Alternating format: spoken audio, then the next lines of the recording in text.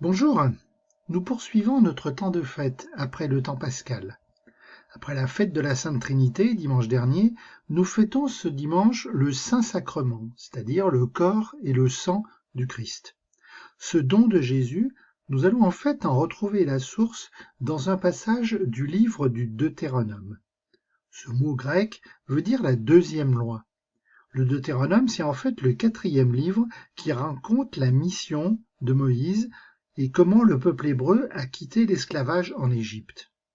Pendant 40 ans, le peuple va vivre dans le désert, ce qui est souvent présenté comme une punition de Dieu envers son peuple qui désobéit. Mais justement, avant de rentrer dans le pays que Dieu a promis, Moïse va faire un enseignement sur cette période au désert. Écoute. Moïse disait au peuple d'Israël: « Souviens-toi de la longue marche que tu as faite pendant 40 ans dans le désert. Le Seigneur ton Dieu te l'a imposée pour te faire passer par la pauvreté. Il voulait t'éprouver et savoir ce que tu as dans le cœur. Allais-tu garder ses commandements, oui ou non? Il t'a fait passer par la pauvreté, il t'a fait sentir la faim, et il t'a donné à manger la manne, cette nourriture que ni toi ni tes pères n'aviez connue, pour que tu saches que l'homme ne vit pas seulement de pain, mais de tout ce qui vient de la bouche du Seigneur. N'oublie pas le Seigneur ton Dieu qui t'a fait sortir du pays d'Égypte, de la maison d'esclavage. C'est lui qui t'a fait traverser ce désert, vaste et terrifiant, pays des serpents brûlants et des scorpions, pays de la sécheresse et de la soif. C'est lui qui, pour toi, a fait jaillir l'eau de la roche la plus dure. C'est lui qui, dans le désert, t'a donné la manne, cette nourriture inconnue de tes pères. Alors tu as bien écouté, Moïse ne dit pas que le temps au désert est une punition. Au contraire, il dit que c'est une période d'enseignement. La première question, c'est: est-ce que les Hébreux vont écouter la loi de Dieu, oui ou non? En fait, dès leur arrivée au désert, les Hébreux ont reçu la loi, sous forme de 10 paroles reçues par Moïse en haut de la montagne du Sinaï. Mais c'est bien beau de ne plus être esclave, mais il faut aussi devenir un peuple. En Égypte, il n'y avait rien à faire à décider, c'était les Égyptiens qui commandaient, c'était eux qui disaient ce qu'il fallait faire ou ne pas faire. Mais maintenant, les Hébreux sont libres. Ils ont reçu la loi de Dieu qui dit ce qu'il est bon de faire. Mais est-ce qu'ils vont vraiment écouter? En fait, les 4 livres de Moïse montrent que ce n'est pas si évident que cela. Le peuple se révolte parfois et veut vivre par lui-même sans accepter la loi. Le désert, c'est donc un lieu d'épreuve. Il fait chaud, il n'y a rien, on a faim, on a soif. L'épreuve est toujours la même.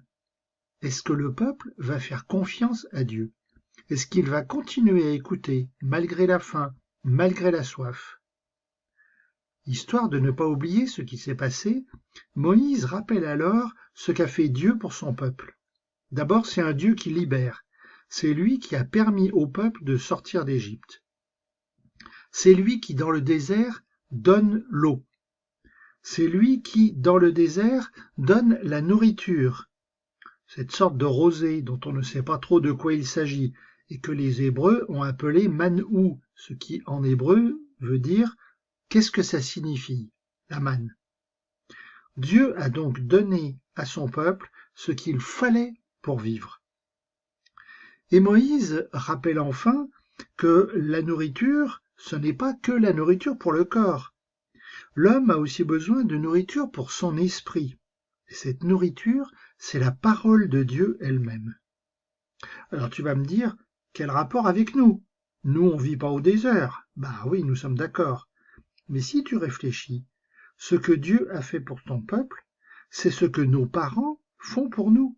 Nous aussi, on a envie parfois de faire ce qu'on veut, comme on veut. Et nos parents sont là pour nous rappeler sans cesse la loi, ce qui peut être bon pour nous ou ce qui n'est peut-être pas si bon que ça. Et puis petit à petit, quand on grandit, on se rend compte qu'il n'y a pas que la nourriture et la boisson dans la vie. On a aussi besoin d'autres choses.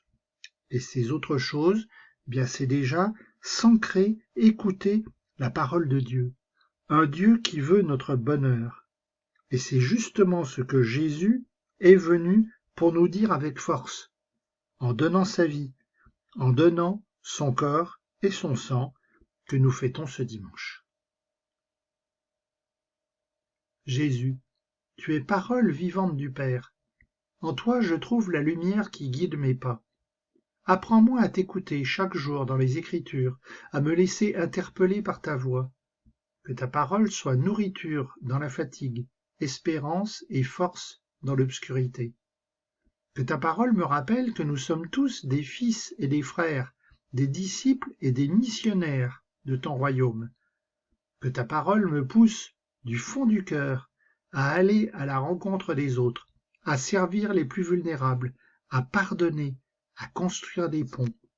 Amen.